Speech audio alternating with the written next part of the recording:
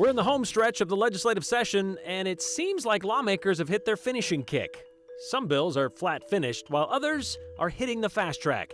We're talking restricted driver's licenses and litter boxes? A big anniversary hitting this weekend when Senator Frank Church decided to spend 3 months running for president. We're taking a look back at what led up to that decision and what happened after.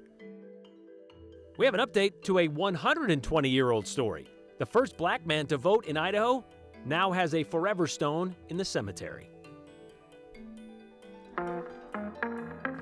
You know, for a brief moment, there was a slight sense of hope for those who wanted to see undocumented workers get a restricted Idaho driver's license. It passed out of committee a couple weeks ago, but without a recommendation for the Senate to pass it, which is kind of unusual. We now know why. After months of work by Poder Idaho, advocates for the concept, even they expected a vote on SB Senate Bill 1081 this week in the Idaho Senate. That vote never happened, and we've learned it won't happen this session. Joe Paris finds out why and what now. Supporters of an idea to introduce a restricted driver's license for undocumented Idahoans now know 2023 will not be their year. The Idaho Senate returned Senate Bill 1081 to committee, effectively killing it for the year. A few years ago, we were working on the issue because the community was asking for it to be brought up, and at the same time, an industry group was also working on the issue. So we banded together and created a larger tent. Estefania Mondragon is executive director of Poder of Idaho, a community organization that advocates and shares resources for the Latino community. 2 years ago, during the pandemic, when we did this, we got 1,200 signatures. This year, we got 10,000 and counting. We're still getting petitions. So it's an issue that mobilizes our community, and once that energy is in play, there's no turning it back. That energy will need to carry into 2024 after 1081 failed to get a debate and vote in the Senate. I mean, it's frustrating. I understand where they're coming from. You know, there's politics, right? But at the same time, it's hard to see, senators play politics with lives of undocumented Idahoans and their families here in Idaho. You know, these people I love. These are people that are in my family, and it does get frustrating.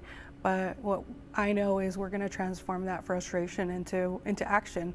Were you guys given an explanation as to why the Senate wouldn't debate it or vote on it, or is it kind of just politics? It sounds like it's politics. It sounds We thought we had enough votes to get it through the Senate, but it sounds like the House is not willing to hear it. So a vote in the Senate would be, in vain. So we're hoping that we can create more relationships within the House of Representatives and hopefully get it past the Senate and then into the House in the next few years. Advocates for the proposal say this is about creating opportunities for undocumented workers to get insurance, which holds them accountable on Idaho roads and encourages driver training. They say it's also a safety net for communities that contribute greatly to Idaho, but fear a trip driving to the store could end up with severe consequences. Americans don't want to work in agriculture. They don't want to work in these really tough jobs. They're not working in the service industry. We saw that with the pandemic. But there's folks that are fleeing desperate situations that are willing to take that work and willing to, start from the bottom and climb up. And I think those are the people that we should want in our communities because they are willing to pay more in taxes than they get out. Immigrants don't qualify for benefits, so welfare, Social Security, they don't benefit from that, but they do pay into the systems.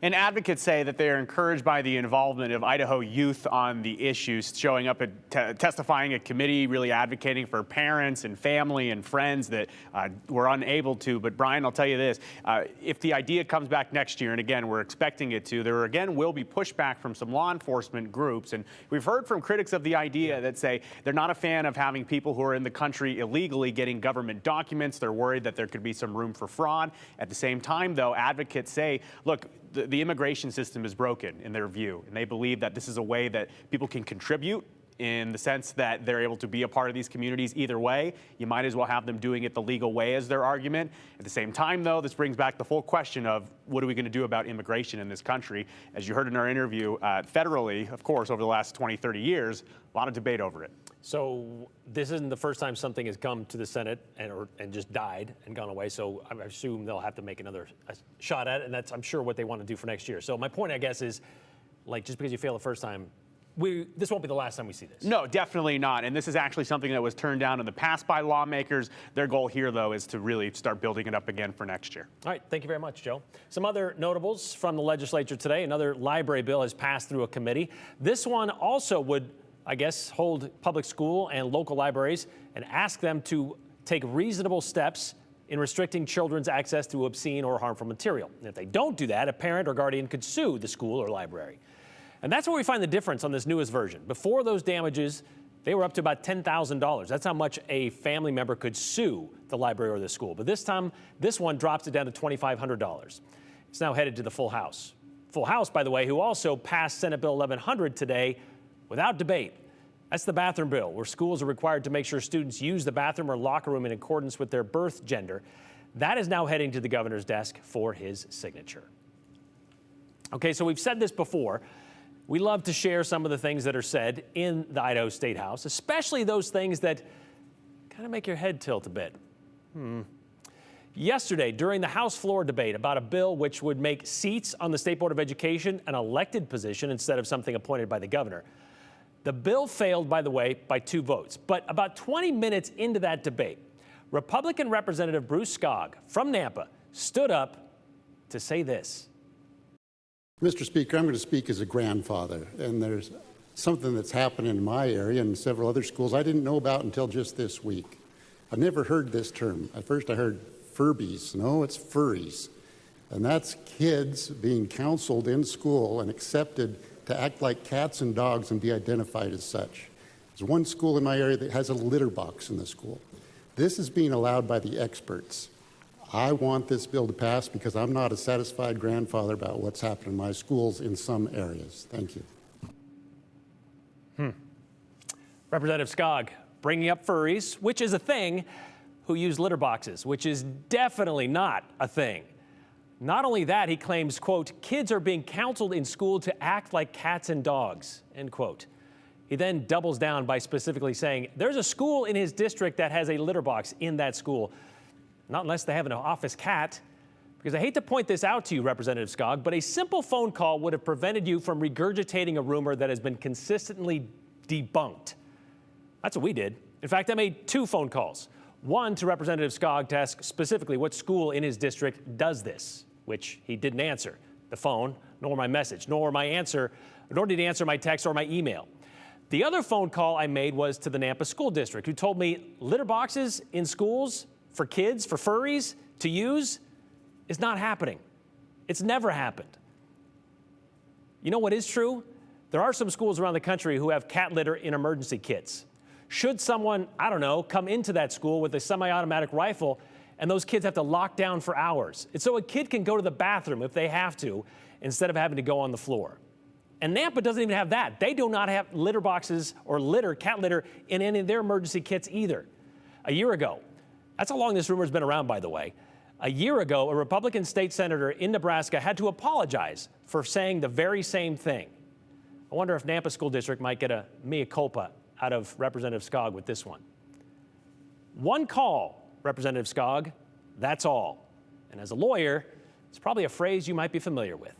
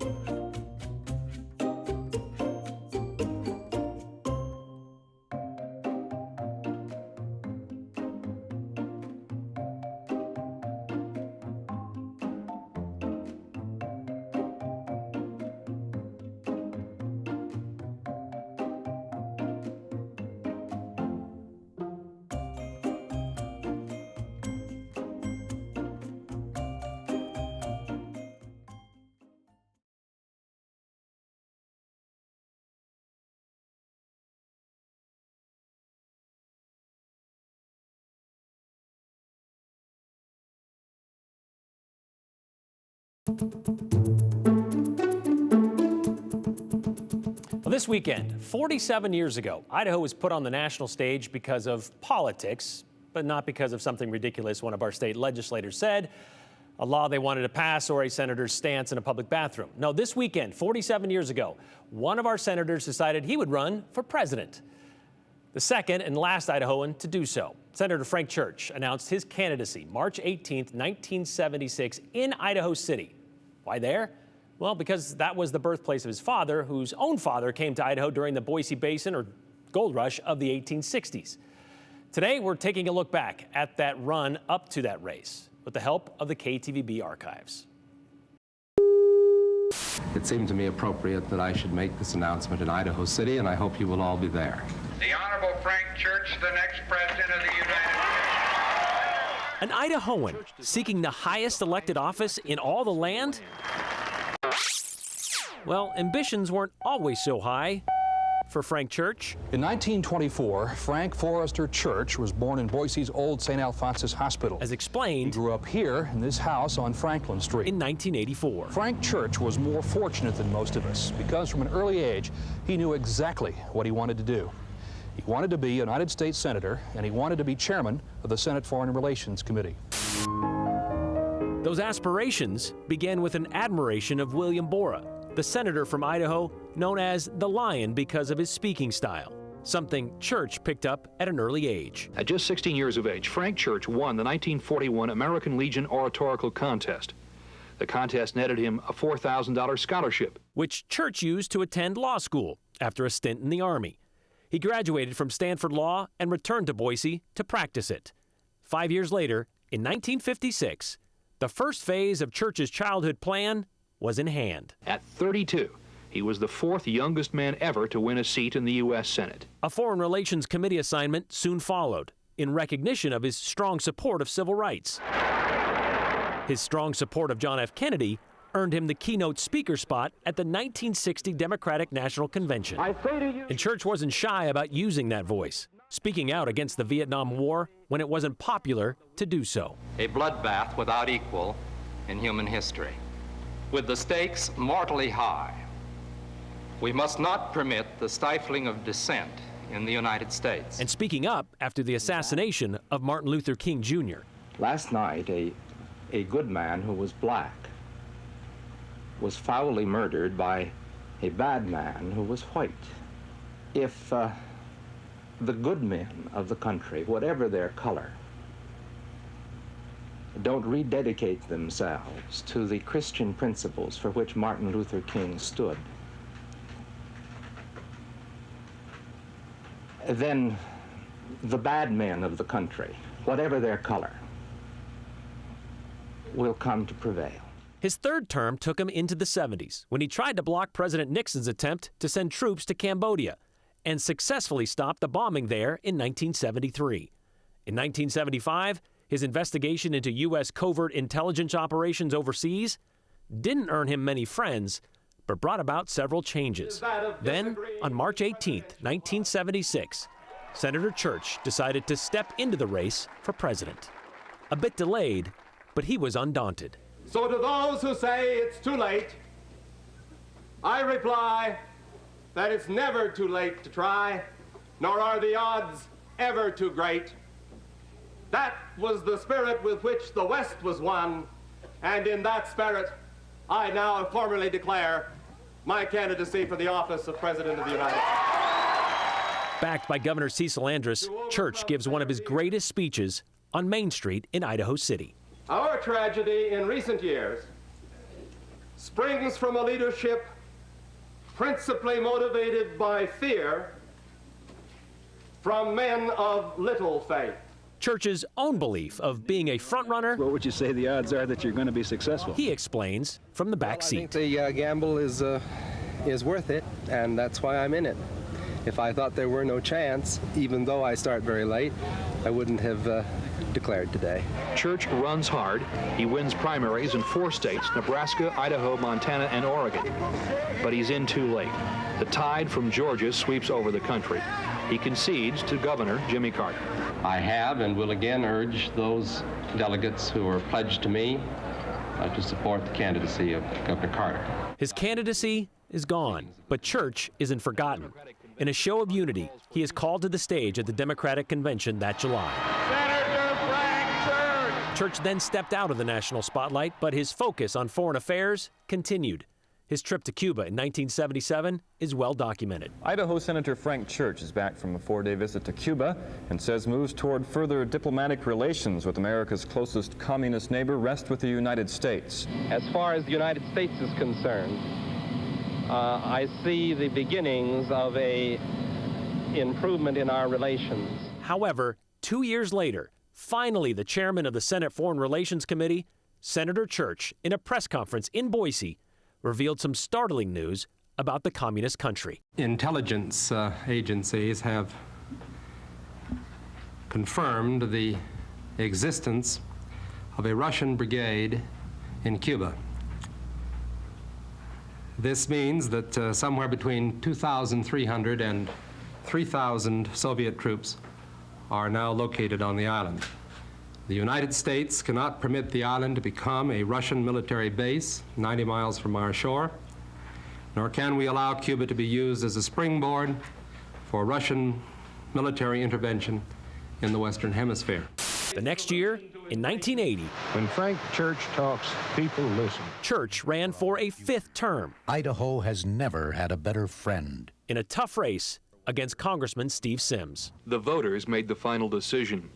And even though the margin wasn't great, Church lost. His 24 years of public life ended. Church returned to Washington to work for a law firm who specialized in foreign relations, which is why he shared his concerns about Central America in one of his last TV interviews in 1983. War is spreading, and we're not only supplying large quantities of war materials, but we're actually hiring mercenaries to do the fighting for us against the government in Nicaragua. Senator Frank Church continued to speak the truth till the end. He passed away from pancreatic cancer on April 7th, 1984. He was just 59 years old. Senator Church was survived by his wife, Bethine, also a native Idahoan, whom he married in 1947. She passed away in 2013. Together, they raised 2 boys. Of course, this story didn't even touch on Senator Church's environmental record and how he helped create several wilderness and recreation areas across Idaho, including the River of No Return Wilderness, his final year in the Senate. The 2.3 million acres surrounding the Salmon River in the central part of the state was renamed the Frank Church River of No Return Wilderness in 1984. That's a whole other story for another day, though. Senator Church was the last Democratic senator to serve the state of Idaho.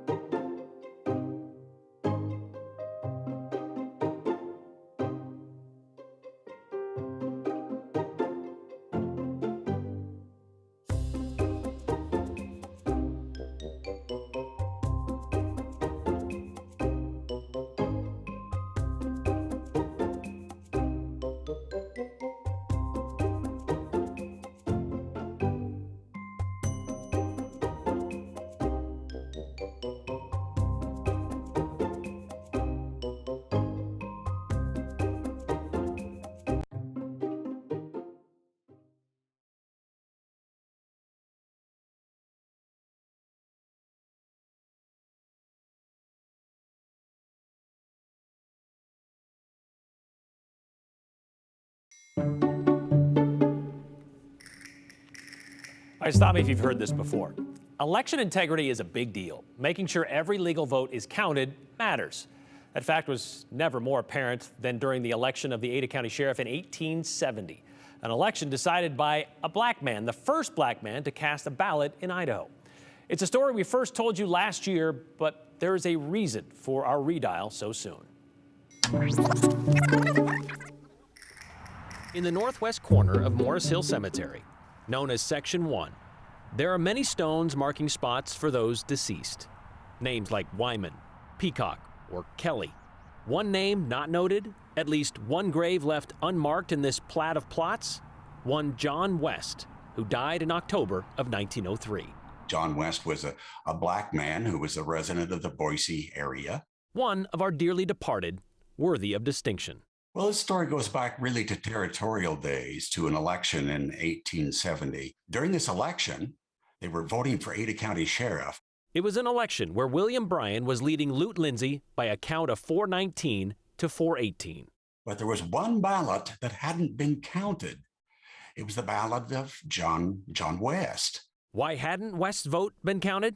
Well, according to Rick Just, the poll workers probably didn't know what to do with it, because the 15th Amendment had just been ratified earlier that year, giving every citizen the right to vote, regardless of race. So they thought, well, he's never voted before. Now he's voting.